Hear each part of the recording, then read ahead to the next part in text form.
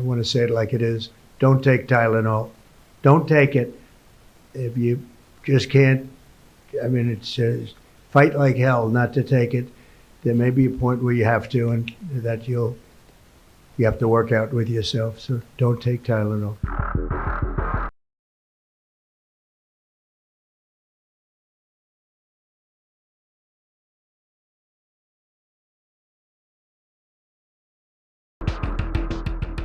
US President Donald Trump has sparked controversy by linking common over-the-counter pain reliever Tylenol to autism.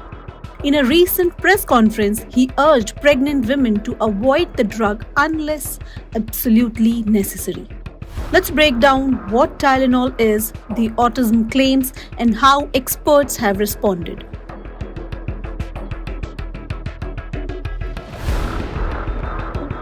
Tylenol is a widely used brand of acetaminophen, also called paracetamol in countries like the UK and India. It's commonly taken to relieve pain and reduce fever. Easily available without a prescription, Tylenol is generally considered safe. During pregnancy, it's often preferred over drugs like ibuprofen, which may pose higher risk at certain stages. Acetaminophen has been used by millions of pregnant women worldwide for decades, especially for occasional fevers, which themselves can harm fetal development.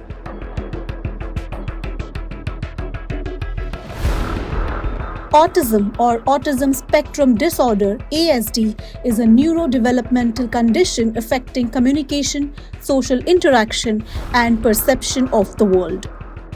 It's called a spectrum because symptoms and abilities vary widely. Core features typically include social communication and interaction differences,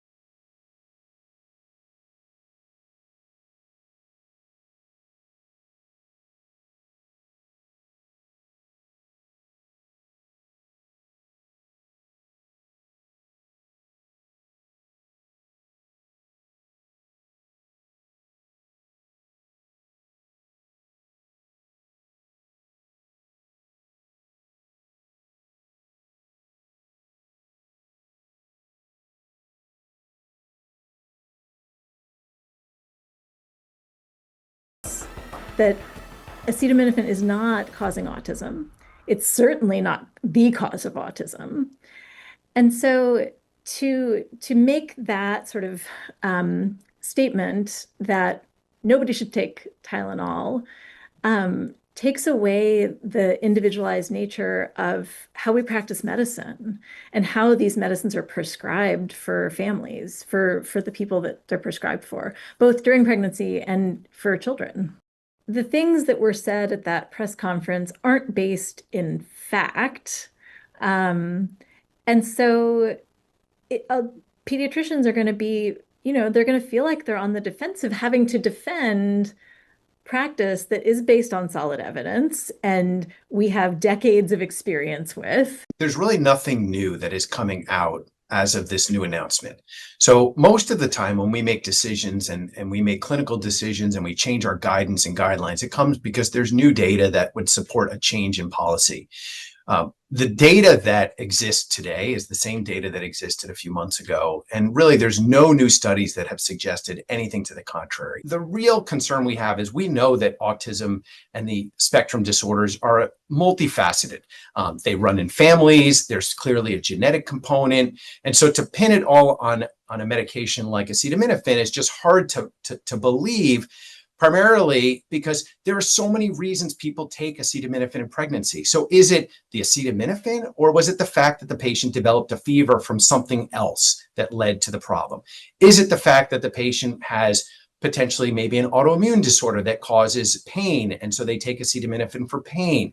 Is there something else going on that results in a patient taking acetaminophen at a higher rate, which may be the actual reason for developing a spectrum disorder? So I think it's so hard to believe that something happened in the last few months since they announced they were going to study this that has changed the landscape of research so dramatically. And so for patients who have a child with a spectrum disorder, I don't want you going back and looking and saying to yourself, I shouldn't have done this, I shouldn't have done that. It's nothing you did. It really is not. And for patients who are pregnant now, who maybe took some acetaminophen early in pregnancy because they had a fever or they had another reason to take it, you needed to take that medication. Not taking it, not treating the fever probably has more adverse effects that you need to worry about than taking the medication. So talk to your doctors. If you have a concern, go to them. We have overwhelming information from many, many years of data that suggests the safety and efficacy of acetaminophen for treatments during pregnancy. Kenvue, which owns the Tylenol brand, strongly rejects Trump's claims. Kenvue warned that misleading statements could create public health risk by discouraging pregnant women from taking needed medication. Internal reports indicate Kenvue executive, including interim CEO Kirk Perry, had met with Trump allies and Robert F. Kennedy Jr. to express concerns about promoting this theory. While Trump's statements have generated headlines, scientific evidence and medical guidance continue to support Tylenol as a safe and effective option for pregnant women when used appropriately. Welcome to Money Control, your ultimate destination in the ever-evolving world of finance, business, markets, policy, and technology. India's preeminent news platform, driven by facts and fueled by data. A platform made in India, and for the world. Moneycontrol.com has a staggering reach of 100 million plus monthly active users and 6.02 million daily active users. Being a transformative digital force, reshaping how we engage with money, markets, and news. Setting us apart is our commitment to delivering accurate information and empowering financial decision-making in a dynamic ecosystem. Seeking a deeper dive into the financial realm, we present Money Control Pro, a powerhouse of exclusive insights, providing actionable investment ideas and expert analysis. Because in today's fast-paced world, informed decisions demand both information and expertise. And we have 1 million plus Money Control Pro total paid subscribers and 100% return in 1.5 years, beating the market. Explore market trends, access expert opinions, and utilize essential financial tools all at your fingertips. Join the millions who trust Moneycontrol.com for their financial journey, where facts meet finance and data drives decisions. Think markets, think Money Control.